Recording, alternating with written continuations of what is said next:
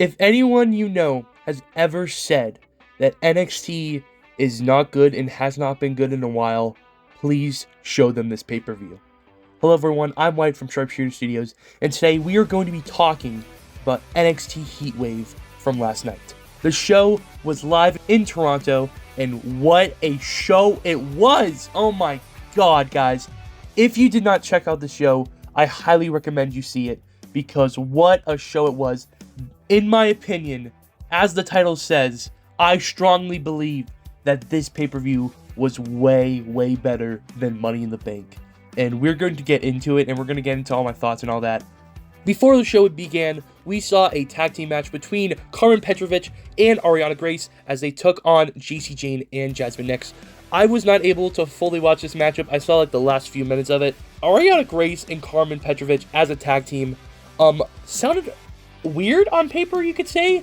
I was unsure of it, but normally how wrestling goes, opposites attract, and opposite pairings make for incredible teams, and they were very, very fun. I gotta admit that. Ariana Grace is an incredible character. I absolutely love her work. Would love to see her team with Chelsea Green one day. She's incredible as the Miss NXT character. I absolutely love it. Carmen Petrovic, what an incredible wrestler. She's just awesome.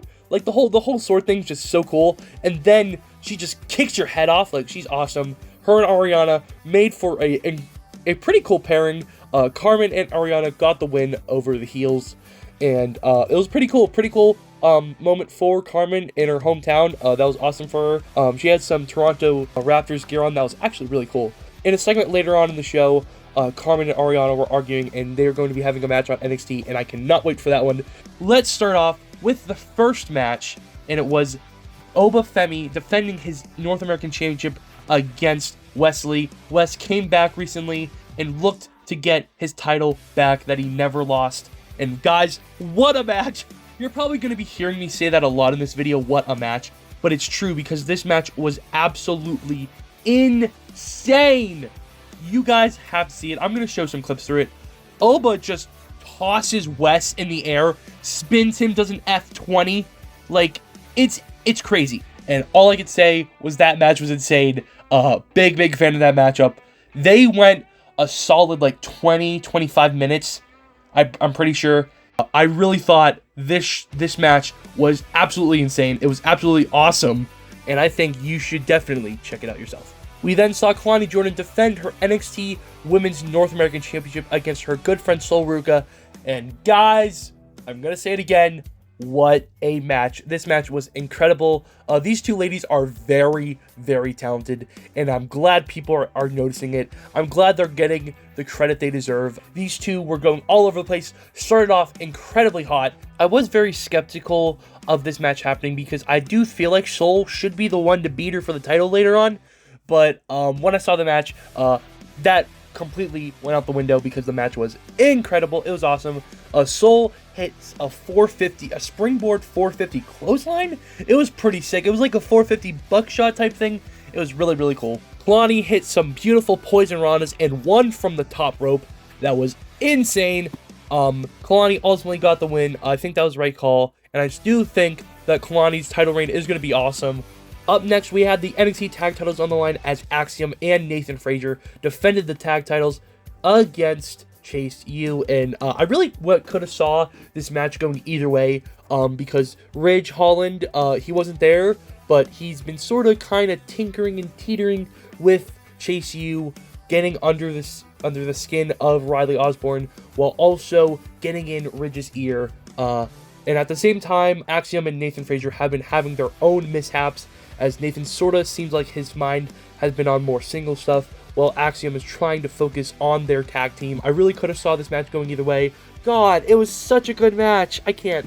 This match, I really can't decide what my match of the night was. This match was insane. Tag team wrestling at its finest. There were some beautiful high-flying moments with Axiom and Nathan Frazier. They did some incredible stuff. They both did suicide dives, and they just kept doing them over and over again to Andre and Duke, and it was awesome. Andre Chase, oh my god, stop sleeping on him, guys. He did a beautiful Canadian Destroyer. I freaked out when he did that, and it was a beautiful way to break up the pin. Oh, it was awesome.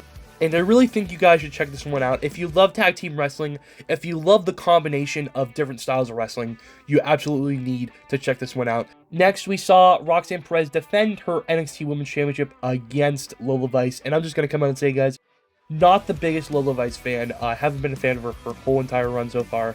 She just hasn't impressed me. She hasn't caught my eye on anything. And I know it's going to make some people mad, but I really don't care. It's my opinion. If you get mad at that, I'm sorry. I do think Roxanne carried her to a good match, and I will give them credit, but it also was probably my least favorite match of the night. I think one of the dumbest things they did was make Roxanne heel. She's just so lovable, so awesome. Everyone likes her, and they turned her heel. Not the biggest fan of that. This match was interesting to say the least. Roxanne retained. And it took a lot of pop rocks to take down Lola Vice. There was this one brutal one on the downs table, and it didn't break. And like, ow! Lola did a spinning back fist. Was going to do it to Roxanne, who was against the ring post. And she hit her hand off the ring post. Roxanne moved. And oh, the sound. Oh, I don't care what anyone says. That had to hurt. Is what Roxanne. It took like 3 or 4 different pop rocks to put out Lola, and during one of them, her leg was like wonky, and she looked like the Peter Griffin meme. But that that's not me knocking on the match. That was a pretty cool sell. I was not the biggest fan of it taking 5 million pop rocks to take down Lola Vice, but they want to keep Lola strong. I get it, but I think you could have done it a better way. But I do think this match was pretty good. I will say it was my least favorite of the night, but I don't think there was a low point at all during the show. I don't think this match was bad by any means. It was just my least favorite. Like I said, Roxanne did carry Lola to a good match, and so I will give them credit there. I will give Roxanne credit there, and I will give credit to Lola there. We can get the matchup we've been waiting for, Julia versus Roxanne Perez. Oh my god, take my money, but I cannot wait for that matchup.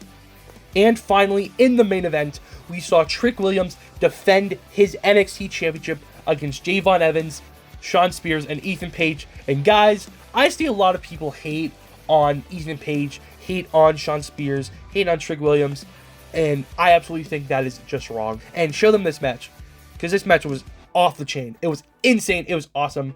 I absolutely love this matchup. There were some really awesome moments here, and I want to give credit to Javon Evans. Jay Malachi, saw him in DPW, absolutely loved what he did. He was incredible there. And then he comes to WWE as Javon Evans. And that boy is bouncy, as they say. He did some incredible stuff. And there was this one point towards the end of the match where he went to go for a springboard. Trick pushed him off, and he jumped onto the announce table and hit like his ribs on like the corner. It looked gnarly. It was so bad. Not bad in a bad way. It just looked like it hurt really bad. And then Javon jumped over the ring post onto Trick through the barricade.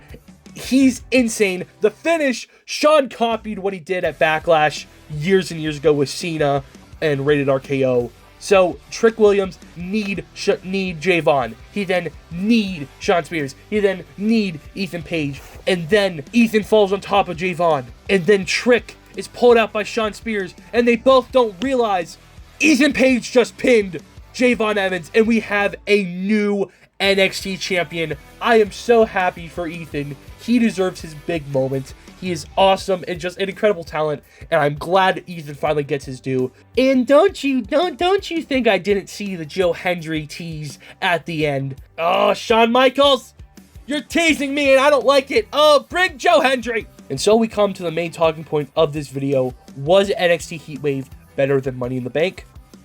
Absolutely. Now, I want to just say this. I did enjoy Money in the Bank. I really enjoyed the women's Money in the Bank ladder match. I liked the main event besides the finish. But there was a few minor things that I did not like. The guys and gals showed up, and put on an incredible show that you all need to watch. You need guys. I strongly recommend every match on this show, even Lola versus Roxanne, which I did criticize a bit. You guys need to watch this show. You guys need to watch every match. And like I said, in my opinion, there was never a dull moment on this show. It was really effective. It did what it had to do, and I'll say it once and I'll say it again. NXT pay-per-views have not missed yet. They have always been awesome. They have always been incredible.